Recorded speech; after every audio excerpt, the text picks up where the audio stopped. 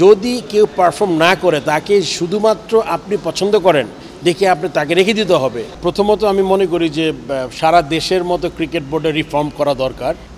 আসলে সেটাও নিয়মের মধ্যে করতে হবে, যেহেতু রিফর্মটা জরুরি। এখন ক্রিকেট বোর্ডে যারা আছেন আপনি জানেন যে আমাদের প্রেসিডেন্ট সহ প্রায় 26 জনের মতো মনে হয় ডিরেক্টর ছিলেন। তাদের সিংহভাগই দেশের বাইরে বা আসেন না হয়তো বোর্ডে। সো বোর্ডের কার্যক্রম তো চালিয়ে নিতে হবে, বিকজ আমরা আমাদের যে সমস্যা ওইটা তো আমাদের নিজেদের সলভ করতে হবে, এবং আমাদের তার সাথে সবগুলো যেগুলো আপকামিং ইভেন্টস আছে, যেমন পাকিস্তানে একটা দল গেছে, T20 ওয়ার্ল্ড কাপ আছে এই অক্টোবরে হয়তো বা শুনেছি আমি আমাদের হোস্ট হওয়ার কথা। তো এই কার্যক্রমগুলো চালানোর জন্য আমাদের আসলে এখন কিন্তু একটা কর্পোরেট স্ট্রাকচার পেয়েছে ক্রিকেট বোর্ড। আপনি শুধুমাত্র ডিরেক্টর দিয়ে চলে না। আমরা যখন ক্রিকেট খেলা শুরু করেছিলাম তখন ছিল গিয়ে সবই ছিল অনারারি পোস্ট, হয়তো 2-1 গার্ড টার্ড বা একজন অ্যাকাউন্টেন্ট ছিল, আর সব কিন্তু এই হয়তো যে ডিরেক্টর সেই চালাতো ক্রিকেট বোর্ড, জেনারেল সেক্রেটারি, তারপরে কার্যনির্বাহী কমিটি এরকম ছিল। তো এখন আমি মনে করি যে রিফর্মটা খুব জরুরি, কেননা যারা ছিলেন তারা তো ডেফিনেটলি ট্রু রিপ্রেজেন্টেশন ছিল না। আসলে তারা আসলে কোনো পলিটিক্যাল এজেন্ডা নিয়ে তারা ঢুকেছিলেন। এখন আমার মনে কিছু লোক দরকার যারা আসলে মনে করেন ক্রিকেট নিয়ে চিন্তা করে এবং ক্রিকেটকে রাইট ডিরেকশন নিতে পারে। আর আপনি দেখবেন যে আপনি খেয়াল করবেন যে ক্রিকেট বোর্ডে কিছু ডিরেক্টর 30-35 বছর হয়ে গেছে তারা আছেন। সো তারা আর কতদিন কি দিতে পারবেন, কেননা আপনি তো হিউম্যান বিং, আপনার তো মানে নতুন কিছু দেওয়ার জন্য আপনার নতুন আইডিয়াস দরকার। এটা কিন্তু এক মাথা থেকে তো 30 বছর পর আর কিছু আইডিয়া আসবে কিনা আমি জানি না। সো তারা আছেন, এবং তারা যেই ডিপার্টমেন্টে কাজ করেছেন ডিপার্টমেন্ট ঠিক মতো কাজ করেছে কিনা ওদের একটা এভ্যালুয়েশন করা দরকার। করার পরে আপনি আমার মনে হয় যে তাদের ওইটা তো একটা দেখবেনই আপনি। অ্যাট দ্য সেম টাইম এই যেই কজন আছে আরও তো মনে করেন অনেকগুলো তো ডিপার্টমেন্ট, এগুলো চালানোর জন্য আমার মনে হয় আইসিসির সাথে কথা বলে একটা ডিরেকশন চাওয়া দরকার যে কেমনে আমরা একটা অ্যাডহক বেসিস হোক বা কেমনে আমরা এটার সাথে একটা ফাংশনাল ক্রিকেট বোর্ড করতে পারি এই আগামী 1-1.5 বছর, আমি জানি না কতদিন লাগবে বিফোর ইলেকশন।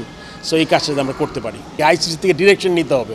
আমরা যদি রিফর্মের কোশ্চেন করছি, আপনি যারা ছিলেন ইদার তারা কাজ করতে পারেন নাই যে কোনো কারণেই হোক, আর যারা কাজ করেন তারা ভালো কাজ করেন নাই।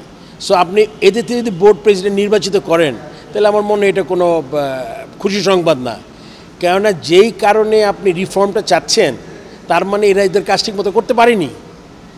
আপনি এখন আমি যদি ধরে বলি কতগুলো ইনস্ট্যান্স আছে, যেমন আপনি 22, 23, 24 3 বছর আমাদের যেই ওয়ার্ল্ড কাপগুলো হয়েছে, look at the performance of the national team.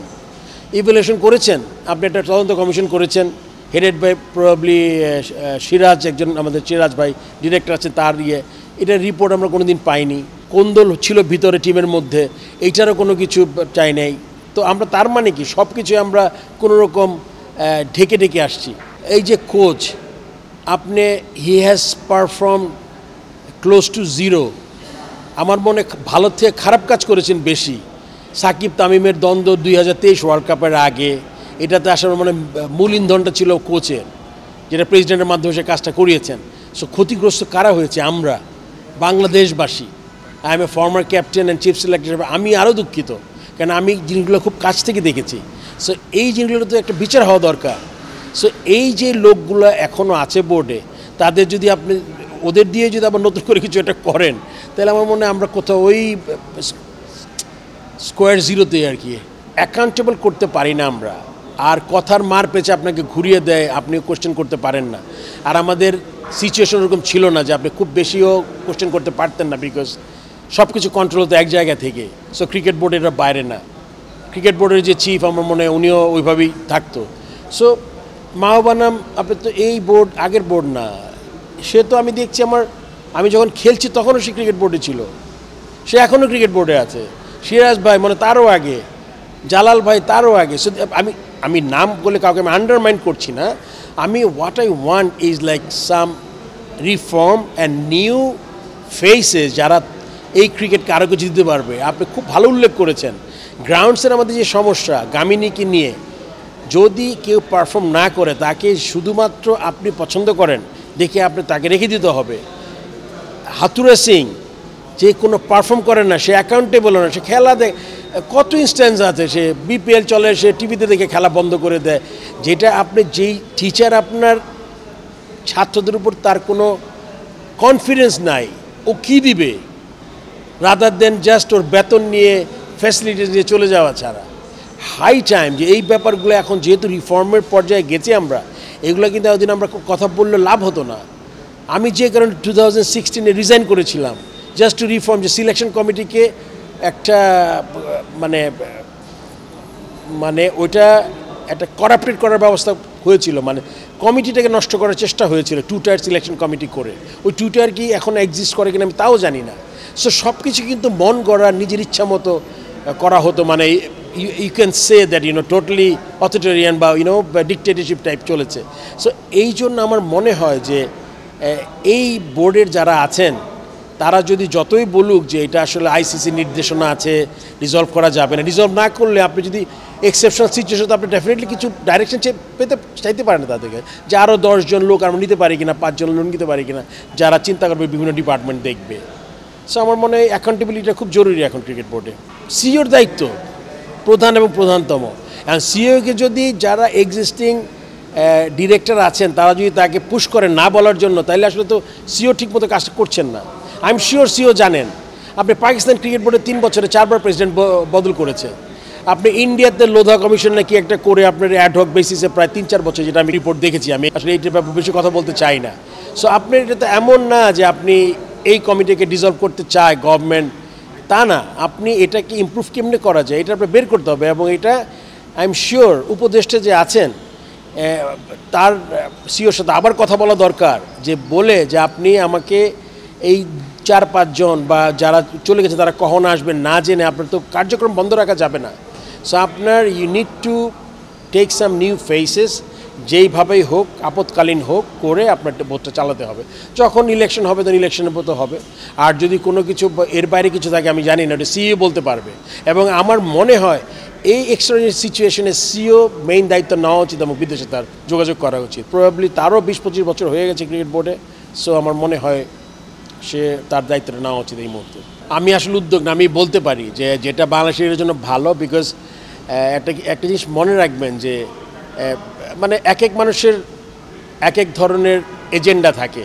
আমার এজেন্ডা ছিল বাংলাদেশকে একটু এগিয়ে নিয়ে যাওয়া, যেটা আমি 2003 থেকে 2007 পর্যন্ত ট্রাই করেছি, along with my selection committee Arthur Ali Khan and JM Naushad Prince. তারপর টেনিয়রে 2013-এ প্রবাবলি শেষের দিকে হাবিবুল বাশার অ্যান্ড মিনাজুল আবেদিনের সাথে কাজ করেছি আমি 2 বছর। কাজ করার পর ভেরি সাকসেসফুল টাইম আমার। তারপরে আমি রিজাইন করতে হয়েছে because I did not like the system, and তারা সিস্টেমটাকে পুরো পলিউড নষ্ট করে দিয়েছিল। সো ওইটার প্রতিবাদে আমি করেছিলাম, and now you can see the result after 8 years যে এটা ভালো ছিল না খারাপ ছিল। অ্যান্ড আপনি যদি আমার পূর্ববর্তী ইন্টারভিউগুলো দেখেন, যখন আমি কাজটা ছেড়েছিলাম, আমি যা যা বলেছিলাম আমি মোটামুটি সব জিনিস পেয়ে যাবেন ওখানে, যে কী হতে যাচ্ছিল আমাদের বাংলাদেশ ক্রিকেটে। সো ওইটাই হয়েছে। এখন আমার কোনো এজেন্ডা নাই।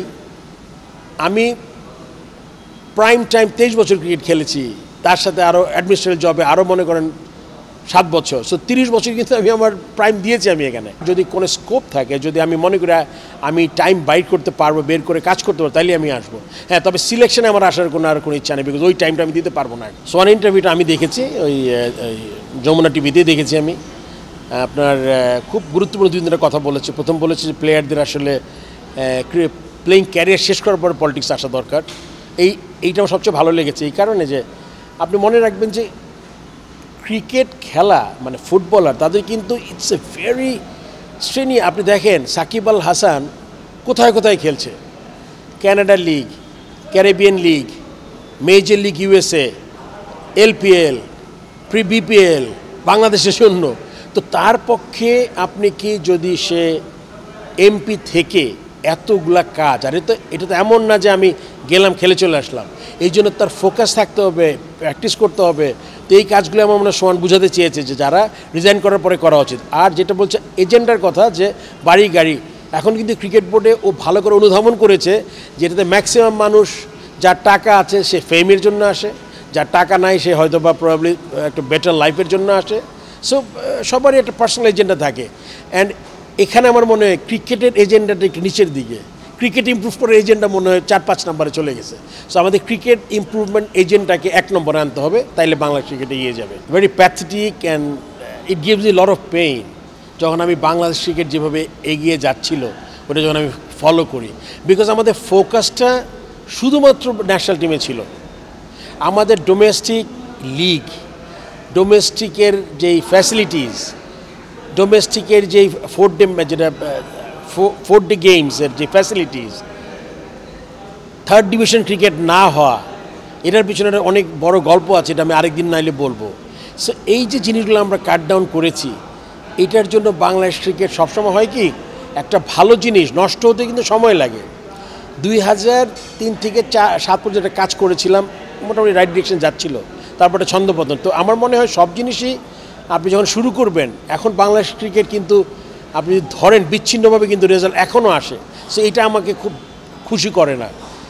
2000-এ আমরা টেস্ট স্ট্যাটাস পাওয়ার পরে এখনও আমরা ঠিক আছে ধরলাম T20 আমাদের স্ট্রঙ্গার ফরম্যাট না, আমাদের টেস্টও স্ট্রঙ্গার ফরম্যাট না, কিন্তু আমরা 50 ওভার্স তো আমরা 50 বছর খেলেছি। অ্যান্ড এটা আমরা একটা জায়গায় গিয়েছিলাম, এটা আমরা হাতে ধরে নষ্ট করেছি। এটা আমার সবচেয়ে পীড়া দেয়। 2023 ওয়ার্ল্ড কাপটা আমি যখন বারবার মাথায় আসে, I just can't take it. এত ভালো টিম, এত একটা ভালো অবস্থায় ছিলাম আমরা, ইন্ডিয়াতে খেলা, টিম সিলেকশনে যা হয়েছে, তামিম সাকিবের যে ঘটনা ঘটেছে, অ্যান্ড এটার পিছনে 100% বোর্ড আর কোচ দায়ী ছিল। সো দরকার ছিল না, অ্যান্ড এটার জন্য কিন্তু কেউ অ্যাকাউন্টেবল ছিল না, তাও কিন্তু অ্যাকাউন্টেবল হয় না। তদন্ত কমিটি, কমিশন, নো রেজাল্ট। 2024 আবার ডিবেকেল, কিচ্ছু না, আবার একটা কমিটি করা হয়েছে, কোনো রেজাল্ট নাই। 2022-এ দুবাইতে T20। সো অ্যাকাউন্টেবল আপনি যখন না হবেন আর আপনি যখন অ্যাবসলিউট পাওয়ার উপভোগ করবেন, তখন আসলে এরকমই হওয়ার কথা।